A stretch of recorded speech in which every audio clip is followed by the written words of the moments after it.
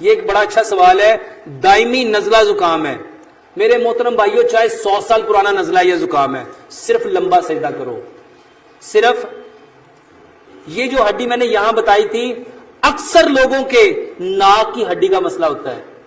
ناک کی ہڈی جو ہے جس کو نیزل پولپس کہتے ہیں، یہ بڑھ جاتی ہے. یہ سرجری نہ کراؤ، صرف لمبا سجدہ کرو، یہ اس کا بہترین علاج ہے. اور 2 دوائیاں بناؤ، 2 دوائیاں بناؤ.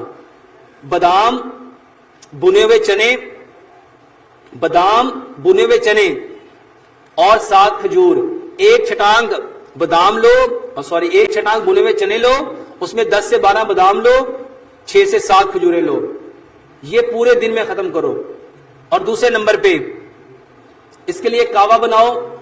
2 کپ پانی لو، اس میں 1 انچ کا ٹکڑا ادرک کا، 3 انچ کی 2 ڈنڈیاں دار چینی کی، اور اس میں 3 تنیاں لہسن کی. ادرک، لہسن، دار چینی، اس کو اچھی طرح، اور 2 لونگ، اس کو اچھی طرح پکاؤ. اس میں شہد یا گڑ ملا کے یہ کہوا صبح بھی، دوپہر بھی، شام بھی 3 ٹائم پیو. انشاءاللہ یہ بہترین علاج ہے. اور خالی لونگ کی بھاپ لو، لونگ پانی میں ڈال کے ابال لو، اس کی سٹیم لو.